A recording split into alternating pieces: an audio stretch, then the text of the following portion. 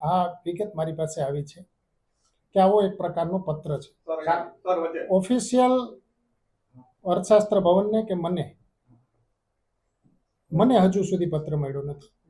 એટલે વિદ્યાર્થીનું નામ છે એ નામ સાચા છે કે ખોટા છે એનો મને ખ્યાલ નથી, પણ મને પૂર્ણ શ્રદ્ધા છે કે એમાં કોઈ વિદ્યાર્થીના અમારા કોઈ વિદ્યાર્થીઓના નામ હોય જ ન શકે, કારણ કે એ પ્રકારનું મારું વ્યક્તિત્વ નથી. બિલકુલ યુનિવર્સિટીનો હું કર્મચારી છું. આ તો મારે સંલગ્ન બાબત છે, પણ મારે સંલગ્ન બાબત ન હોય તો પણ યુનિવર્સિટીની બાબતમાં મારો સહયોગ જ હોય છે. અને મારો આમાં સહયોગ એટલા માટે જ રહેશે કે જલ્દીથી જલ્દી આ મેટર પૂરી થાય તો મને મારું આ કષ્ટ પૂરું થાય. અત્યાર સુધી જે મને જાણવા મળી છે અને ન્યૂઝપેપરમાં છે એમાં બે બાબતો છે કે પરીક્ષામાં માર્ક વધારવા.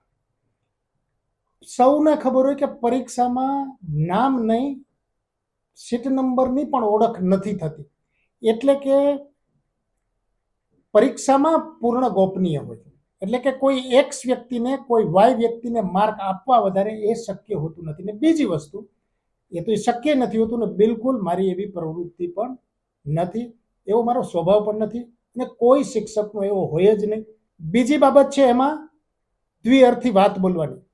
કોઈ પણ સ્થળે, જાહેર સ્થળે, ક્લાસમાં કે ક્યાંય પણ વાણી વર્તન વિવેકની મને પૂર્ણ ખબર છે. આવું ક્યારેય મારાથી બન્યું નથી. અને મારા કોઈ પણ વિદ્યાર્થીને પૂછો, 10 વર્ષ પહેલાને પણ પૂછો તો એવો જવાબ મળે કે આવું બને જ નહીં. એટલે ટૂંકમાં મને જે સમાચાર મળ્યા છે, અરજી થયેલી છે, એમાં આ પ્રકારના છે, એ આક્ષેપો પાયાવિહોણા છે.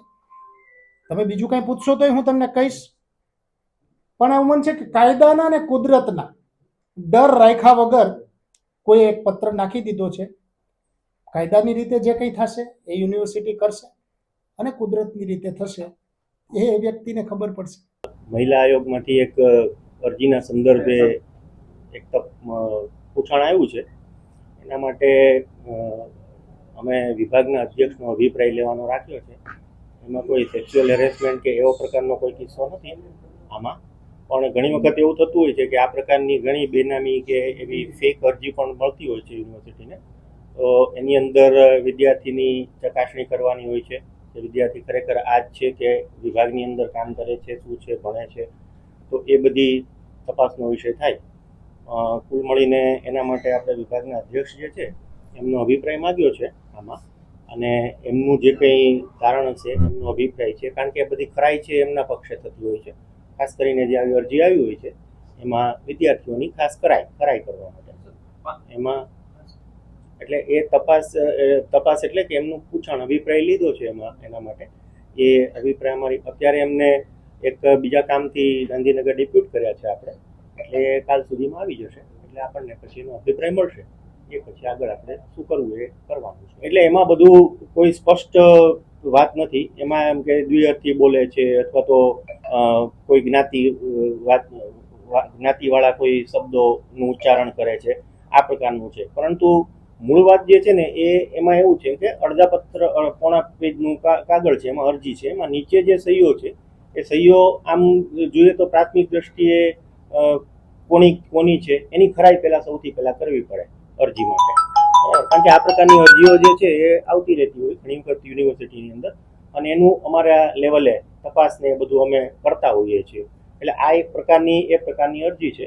અમે એમાં અભિપ્રાય માગ્યો છે અને જે કંઈ હશે એમાં આપણને 1-2 દિવસની અંદર, એટલે એમાં કુલ 4 કે 5 વિદ્યાર્થીનીઓના નામ છે નીચે એમાં વિદ્યાર્થીઓના, પણ પ્રાથમિક દ્રષ્ટિએ આમ લગભગ હેન્ડરાઇટિંગ સરખા હોય એવું પ્રાથમિક દ્રષ્ટિએ એવું દેખાય છે. એટલે એ તો હવે ખરાઈ કરે કે ભાઈ ખરેખર આ વિદ્યાર્થીઓ ભૂતપૂર્વ છે, અત્યારના ચાલુ છે, આ બધાનો અભિપ્રાય તો વિભાગ જ આપશે, જે તે ભવન. કોઈ પણ પ્રકારની ઇનડિસિપ્લિન યુનિવર્સિટી કેમ્પસની અંદર આપણે શિસ્તભંગના કોઈ પણ ચલાવી ન લેવાય, એ બહુ સ્વાભાવિક વાત છે. પરંતુ એટ ધ સેમ ટાઈમ આપણે કોઈ પર્ટિક્યુલર ઇન્ડિવિજ્યુઅલને કોઈ ટાર્ગેટ નથી કરતું ને, એ પણ જોવાની જવાબદારી યુનિવર્સિટી કક્ષાએ આવે છે. કારણ કે આવું ઘણી વખત થતું હોય છે કે આવી રીતે કોઈક ટાર્ગેટ થતા હોય અથવા તો કોઈના હાથા બનીને કામ થતું હોય. તો આની સંપૂર્ણ જે વાત છે એ આપણે તથ્યના આધારે શું થશે એ આપણે વિચારી અને એનું તપાસ કરવાની.